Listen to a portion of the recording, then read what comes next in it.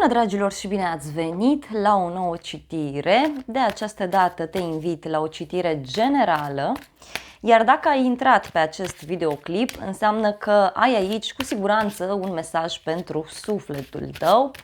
Așadar, haideți să vedem ce mesaje are tarotul de această dată, ce trebuie să știi tu în acest moment în care ai intrat pe acest videoclip. La baza pachetului avem arcana majoră Soarele. Este cea mai pozitivă arcană majoră din tarot. Cartea vorbește despre o legătură cu un leu, cu un berbec, vorbește despre o conexiune foarte puternică, poate cu un șef. Văd aici o strălucire, o bucurie foarte mare pentru tine. Poate să fie vorba de un bărbat important din viața ta sau putem să discutăm despre un succes foarte mare legat de un șef sau un succes legat de muncă. Foarte frumos. Este ceva ce tu ai așteptat foarte mult sau discutăm despre o situație în care e nevoie să dai dovadă de mai multă răbdare. Foarte frumos. Hai să vedem acum ce s-a întâmplat. 8 de spade. Văd aici un blocaj în care tu ai fost. Poate un blocaj pe dragoste, un blocaj financiar sau pentru alții poate să fie aici vorba de un blocaj în general vorbind. O stare de izolare, poate o supărare, o depresie. 9 de cupe. Se pare că mai nimeni nu te-a înțeles în trecutul apropiat. 9 de cupe îmi spune mie că tu ai avut propria ta fericire foarte diferită față de ceilalți. Poate chiar ai avut un blocaj când vine vorba de bucuria ta, când vine vorba de mulțumirea ta, de împlinirea ta. Următoarea carte, 5 de monede. Aici văd că ai avut cu adevărat ori o problemă de sănătate, fie aici ai trecut printr-o perioadă în care viața ta a avut de suferit, poate ai avut probleme cu banii sau poate ai avut niște probleme legate de singurătate, deci poate ai fost părăsit, părăsită, poate ai închis ceva în viața ta.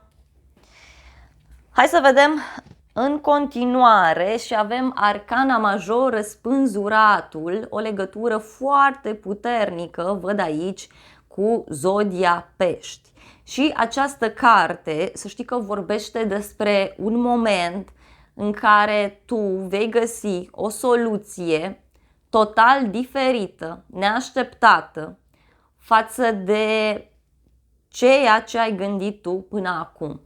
Este un mod diferit de a lucra, sunt sentimente diferite pe care tu le trăiești sau le vei trăi foarte curând, legate de o poveste de iubire, legate de viața ta în general vorbind. Spânzuratul, pe de altă parte, să știi că vine aici și îți transmite faptul că tu în momentul de față treci printr-o perioadă de iluminare. Mintea ta începe să devină mult mai clară, începi să vezi lucrurile foarte diferit. Apoi avem aici pajul de spade, o energie foarte frumoasă. Văd aici o energie tânără. E ca și cum încerci să rezolvi această problemă într-un mod diferit. Încerci să te interesezi de o rezolvare, ori într-un alt domeniu de activitate, dacă e vorba de muncă. Tu aici vei reuși să cunoști o altă etapă. Poate vrei să încerci ceva nou, vrei să înveți ceva nou. Unii începeți să vă dați seama unde anume sunt blocajele și asta este absolut fantastic. În dragoste văd pe cineva care este foarte curios, uite, să te cunoască.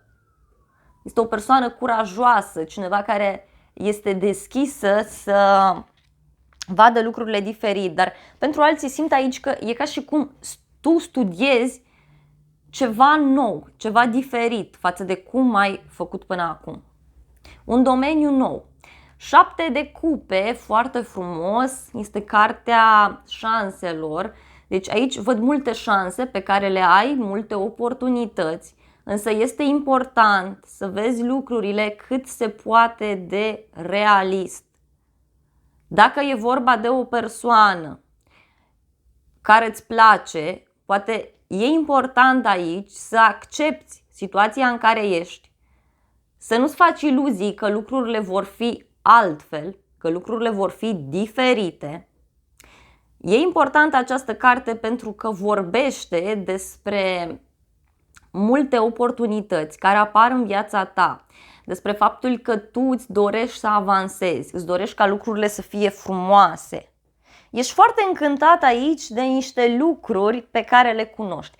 Ori e vorba de o persoană, ori pentru alții este vorba de cineva care îți prezintă aici un nou domeniu de activitate. Mai departe, faetonul, foarte frumos, o legătură văd aici cu zodia rac și mai văd o legătură cu o persoană care se află într-o altă țară sau într-o altă cultură. În egală măsură, cartea, să știi că vorbește și despre acel moment în care pur și simplu tu îți dorești să deții controlul asupra ta și vei reuși. Vei reuși și vei deține controlul. Vei reuși să găsești un echilibru între bine și rău. Vei reuși să te împarți între două activități, două locuri de muncă. Asta e foarte, foarte important. Faetonul, iarăși, mai vorbește despre un moment de schimbare, deci lucrurile încep să se miște în viața ta. Văd o întâlnire pentru unii dintre voi. Cavalerul de monede. Dacă e vorba de muncă, să știi că această ofertă este foarte serioasă pentru tine. Dar simt aici să-ți transmit că e foarte important să-ți menții încrederea în forțele tale. Cartea vorbește despre acel moment în care tu trebuie să acționezi încet și sigur.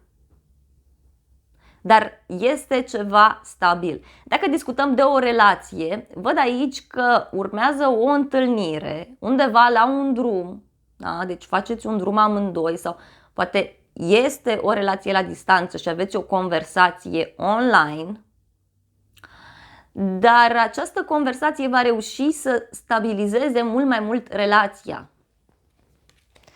Magicianul, următoarea carte, văd aici că tu te vei simți împlinit, te vei simți mulțumit.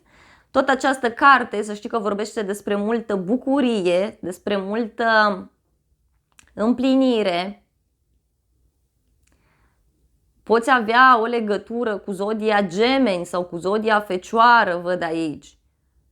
Va fi nevoie să acorzi o foarte mare atenție detaliilor.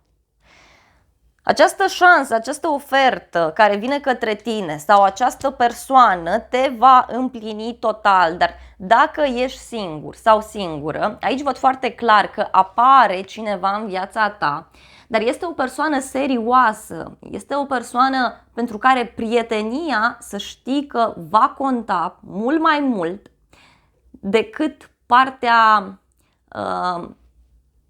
pasională din relație. Iar dacă e vorba de muncă, pentru tine această ofertă care vine de la un drum, dintr-o altă țară, dintr-un alt oraș, să știi că te va ajuta enorm de mult. Și hai să vedem și o surpriză pentru tine, care este Regele de Spade. Văd aici o surpriză legată de strategie, legată de organizare. Cartea poate să mai vorbească și despre o legătură cu o instituție de stat sau o legătură cu o persoană care poartă uniformă la muncă. Este un eveniment neașteptat aici care se întâmplă, o veste care apare de la drum, dar văd aici o discuție foarte rapidă care te ajută să-ți clarifici anumite lucruri.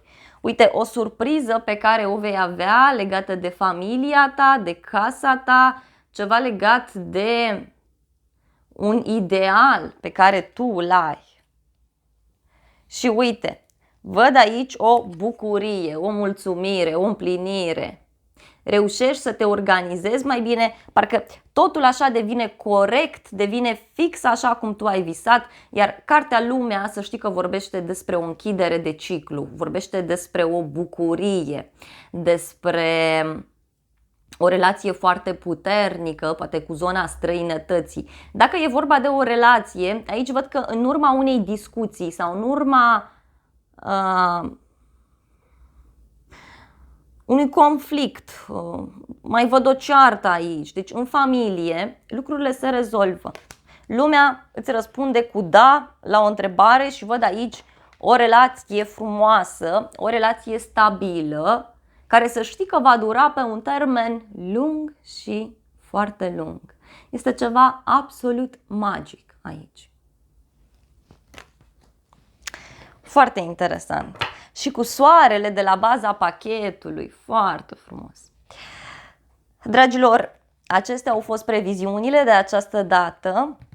Eu îți mulțumesc pentru atenție. Nu uita să te abonezi, să apeși clopoțelul, apasă butonul de like, funcții gratuite pentru toți și de asemenea te invit cu drag la o altă citire dacă vrei să mai vizionezi sau te invit cu drag la previziunile pe zodii de pe celălalt canal de YouTube. Ai un link în primul comentariu dacă ești interesat. Îți mulțumesc încă o dată pentru vizionare și îți doresc să ai parte de o zi sau de o seară cât mai frumoasă.